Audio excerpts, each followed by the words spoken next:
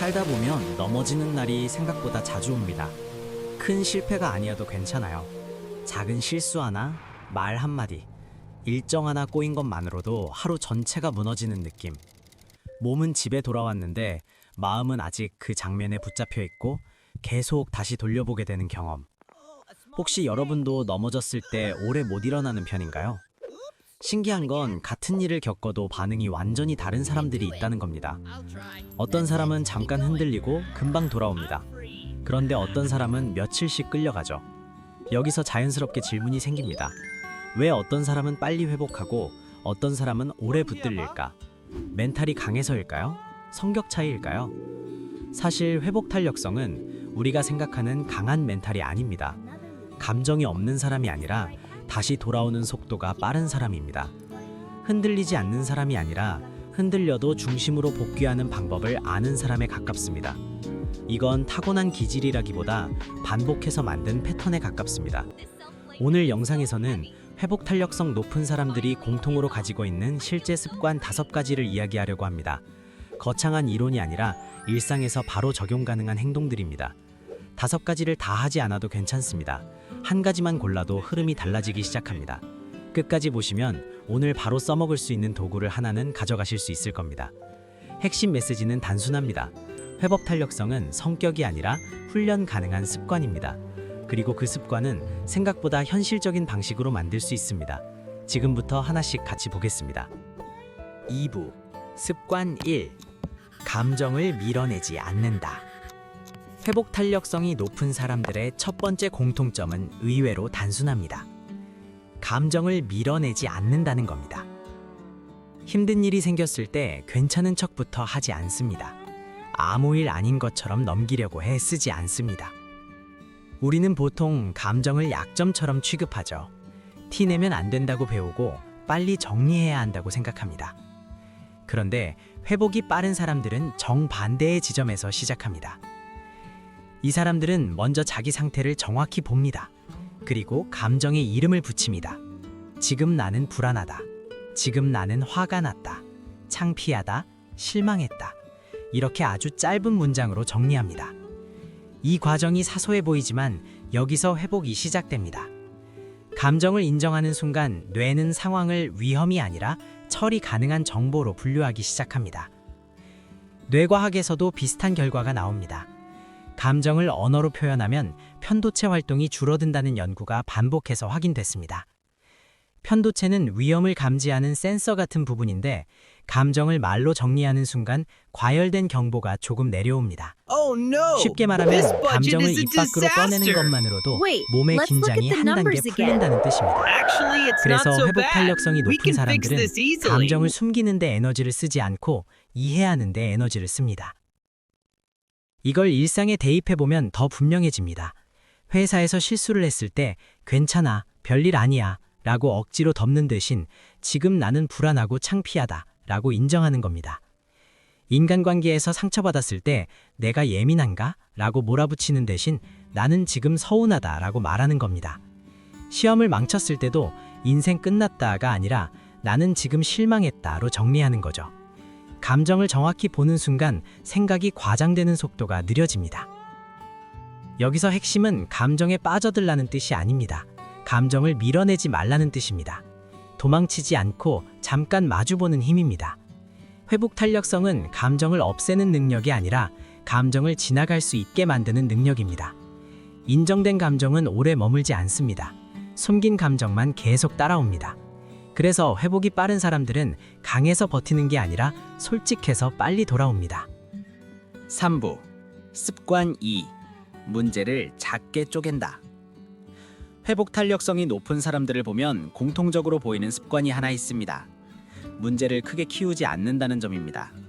같은 상황을 겪어도 인생 망했다라는 결론으로 바로 뛰어가지 않습니다.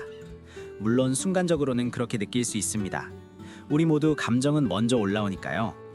차이는 그 다음 단계에서 나옵니다. 그 감정을 그대로 확대하지 않고 구조를 다시 쪼갭니다. 우리는 스트레스를 받을 때 문제를 한 덩어리로 묶어버리는 경향이 있습니다. 회사에서 실수 하나를 하면 나는 일을 못해. 앞으로 다 꼬일 거야. 사람들이 날 어떻게 볼까까지 순식간에 확장됩니다. 문제는 하나였는데 머릿속에서는 인생 전체로 퍼집니다. 이때 불안은 실제 사건보다 훨씬 커집니다. 그래서 회복 탄력성이 높은 사람들은 가장 먼저 크기를 줄이는 작업을 합니다. 이 사람들이 자주 쓰는 방식은 질문을 바꾸는 겁니다. 왜 이런 일이 생겼지? 라는 질문은 과거에 머무르게 합니다. 분석은 길어지고 감정은 커집니다. 대신 이렇게 묻습니다. 지금 내가 할 수 있는 한 가지는?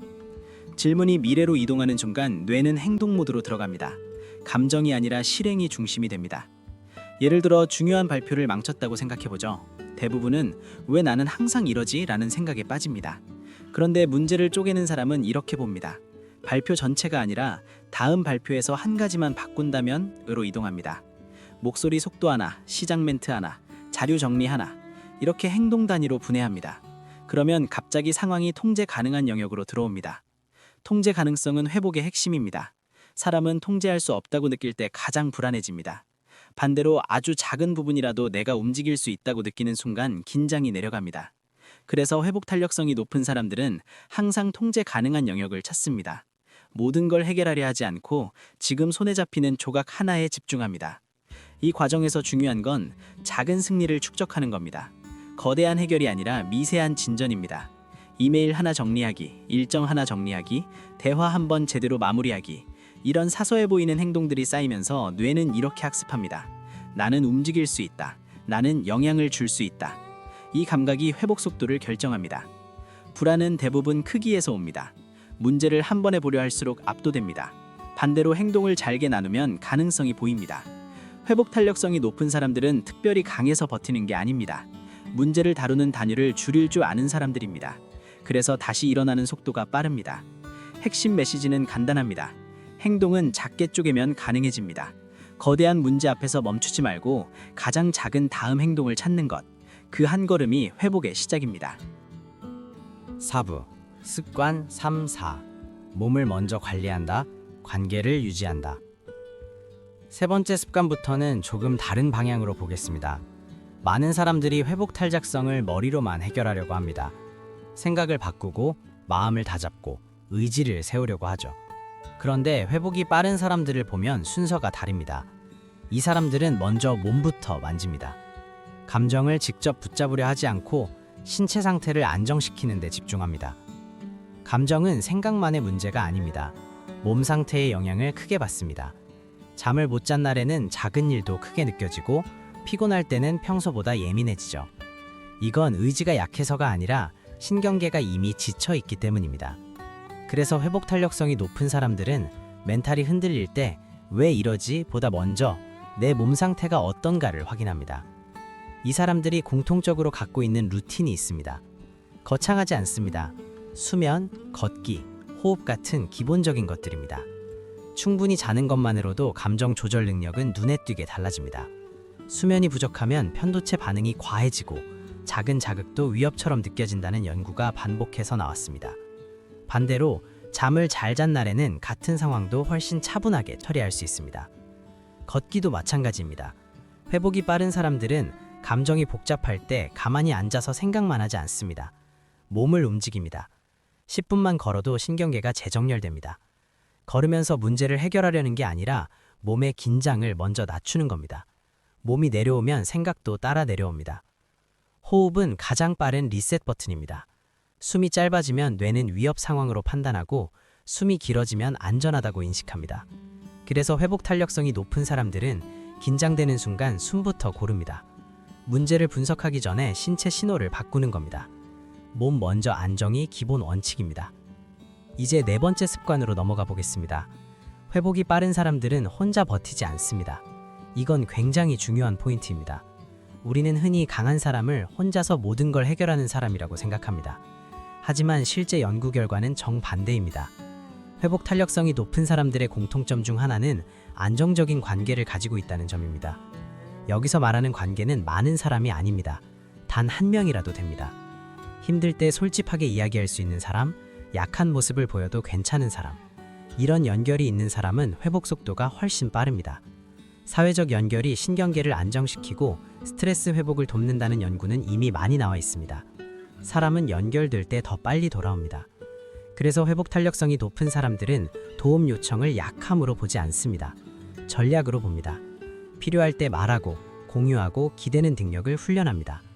혼자서 다 버티려는 태도는 오히려 회복을 늦춥니다. 감정을 숨기면 내부 압력만 커집니다. 말하는 순간 정리가 시작됩니다. 여기서 중요한 건 완벽한 인간관계를 만들라는 뜻이 아닙니다. 안전한 한 사람 혹은 작은 연결 하나면 충분합니다. 그리고 그 관계를 유지하려는 노력이 회복력의 일부가 됩니다. 회복 탄력성은 개인 능력처럼 보이지만 실제로는 환경과 연결 속에서 만들어집니다. 핵심 메시지는 이것입니다. 멘탈은 혼자 만드는 게 아닙니다. 몸을 돌보고 연결을 유지하는 것까지 포함해서 만들어집니다. 생각만 바꾼다고 해결되지 않습니다. 신체와 관계까지 함께 움직일 때 회복 속도가 달라집니다. 그래서 회복이 빠른 사람들은 머리보다 먼저 몸을, 고립보다 먼저 연결을 선택합니다. 5부 습관 5. 실패를 데이터로 본다. 마지막 습관은 회복 탄력성의 핵심에 가장 가까운 부분입니다. 회복이 빠른 사람들은 실패를 자기 정체성과 연결하지 않습니다. 여기서 아주 미묘하지만 결정적인 차이가 생깁니다. 우리는 실패를 경험하는 순간 자동으로 이렇게 해석하기 쉽습니다. 나는 실패했다. 나는 실패자다. 사건이 곧 나 자신이 되어버리는 순간입니다. 이 연결이 강할수록 회복은 느려집니다. 실패 하나가 자존감 전체를 흔들기 때문입니다. 회복 탄력성이 높은 사람들은 여기서 선을 긋습니다. 실패는 사건이고 나는 사건을 경험한 사람일 뿐이라는 구분을 유지합니다. 나는 실패했다. 와 나는 실패자다는 완전히 다른 문장입니다. 전자는 데이터이고 후자는 정체성입니다. 이 사람들은 전자만 저장합니다. 후자는 거부합니다. 그래서 실패가 남기는 상처의 크기가 달라집니다. 이들이 실패를 다루는 방식은 굉장히 실용적입니다. 감정은 느끼지만 거기에 머물지 않습니다. 대신 정보를 추출합니다. 무엇이 작동하지 않았는지, 어디에서 흐름이 끊겼는지, 다음에 바꿀 수 있는 지점이 무엇인지. 실패를 평가가 아니라 자료로 다룹니다. 마치 실험 결과를 기록하는 것처럼요. 여기서 자주 등장하는 질문이 있습니다. 다음엔 뭐 바꿀까? 이 질문은 과거를 붙잡는 대신 미래를 설계하게 만듭니다.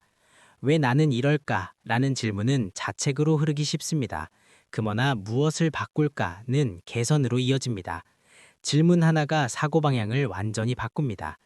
회복 탄력성이 높은 사람들은 본능적으로 두 번째 질문을 선택합니다. 이 태도는 성장 마인드셋과 깊이 연결됩니다. 능력은 고정된 것이 아니라 업데이트된다는 믿음입니다.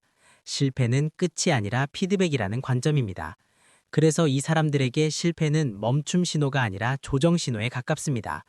잘못된 방향을 알려주는 표시판 같은 역할을 합니다. 일상에서 이 차이는 아주 크게 드러납니다. 시험을 망쳤을 때 어떤 사람은 나는 머리가 나빠 라고 결론 내립니다. 회복이 빠른 사람은 공부 방식이 안 맞았네 라고 봅니다. 인간관계에서 문제가 생겼을 때 어떤 사람은 나는 관계를 못해 라고 정체화합니다. 다른 사람은 이 상황에서 내가 놓친 신호가 있었네 라고 해석합니다. 같은 사건이 전혀 다른 방향으로 저장됩니다. 실패를 데이터로 보는 사람들은 자신을 공격하는 대신 시스템을 수정합니다. 시간 관리, 준비 방식, 소통 방식, 환경 설정, 바꿀 수 있는 구조에 집중합니다. 그래서 자존감이 덜 흔들립니다. 실패가 곧 자신을 부정하는 증거가 되지 않기 때문입니다. 여기서 중요한 건 실패를 가볍게 여기라는 뜻이 아닙니다. 오히려 더 진지하게 다루는 방식입니다. 감정으로 소비하는 대신 정보로 분석하는 겁니다. 이 태도가 반복되면 뇌는 실패를 위협으로 인식하지 않고 학습 기회로 인식하기 시작합니다. 그 순간 회복 속도가 눈에 띄게 빨라집니다. 핵심 메시지는 분명합니다. 자기 평가 대신 시스템 개선입니다. 나는 왜 이럴까에서 멈추지 않고 어떻게 바꿀까로 이동하는 힘. 회복 탄력성이 높은 사람들은 완벽해서 강한 게 아닙니다. 실패를 저장하는 방식이 다르기 때문에 다시 일어나는 속도가 빠른 겁니다. 그리고 이 방식은 누구나 훈련할 수 있습니다. 6부 결론. 처음 질문으로 돌아오기. 이제 처음 질문으로 다시 돌아가 보겠습니다. 왜 어떤 사람은 빨리 회복할까요? 같은 실패를 겪어도 어떤 사람은 하루 만에 중심을 잡고 어떤 사람은 오래 붙잡힙니다. 우리는 그 차이를 성격이라고 생각하기 쉽습니다. 저 사람은 원래 강한 사람이야. 나는 원래 이런 사람이야 하고요. 그런데 오늘 우리가 본 건 조금 다른 그림이었습니다. 회복 속도의 차이는 특별한 기질보다 습관 구조에 더 가깝습니다. 감정을 밀어내지 않는 방식, 문제를 작게 나누는 습관, 몸을 먼저 안정시키는 루틴, 혼자 버티지 않는 연결, 실패를 데이터로 저장하는 태도. 이 5가지는 타고나는 성격이 아니라 반복해서 만들어진 행동 패턴입니다. 다시 말해 회복 탄력성은 능력이 아니라 구조입니다. 여기서 중요한 건 5가지를 완벽하게 하라는 뜻이 아니라는 점입니다. 오히려 그 반대입니다. 한 번에 다 바꾸려고 하면 부담이 커지고 금방 포기하게 됩니다. 회복 탄력성은 거대한 결심으로 만들어지지 않습니다. 아주 작은 반복에서 만들어집니다. 오늘 영상에서 단 하나만 골라도 충분합니다. 그래서 한번 스스로에게 질문해 보세요. 5가지 중에서 지금 내 삶에 가장 필요한 습관은 무엇일까요? 감정을 인정하는 연습일까요? 문제를 쪼개는 방식일까요? 몸을 먼저 돌보는 루틴일까요? 아니면 누군가와 연결을 회복하는 일일까요? 혹은 실패를 보는 시선을 바꾸는 연습일까요? 정답은 없습니다. 지금 가장 현실적으로 시작할 수 있는 한 가지면 충분합니다. 회복 탄력성이 높은 사람들도 넘어집니다. 차이는 넘어지지 않는 게 아니라 일어나는 속도입니다. 그리고 그 속도는 매일의 선택에서 만들어집니다. 거창한 변화가 아니라 작은 행동 하나를 계속 반복하는 힘입니다. 그 반복이 쌓이면 어느 순간 회복 방식 자체가 달라집니다. 예전에는 며칠 걸리던 일이 몇 시간으로 줄어들고 몇 시간 걸리던 일이 몇 분으로 줄어듭니다. 그게 훈련의 결과입니다. 다음 영상에서는 오늘 이야기한 습관을 실제로 어떻게 연습할 수 있는지 더 구체적인 방법을 이어가 보려고 합니다. 혼자서 고민하는 대신 같이 훈련하는 과정으로 가져가면 훨씬 현실적으로 느껴질 겁니다. 도움이 됐다면 구독해 두시고 다음 단계도 함께 가요. 마지막으로 이 한 문장만 기억해 주세요. 회복 탄력성은 타고나는 게 아니라 매일 반복되는 행동의 합입니다. 여러분은 이미 시작할 수 있는 지점에 와 있습니다. 오늘 하나만 선택하면 됩니다. 그 선택이 다음 회복 속도를 바꿉니다.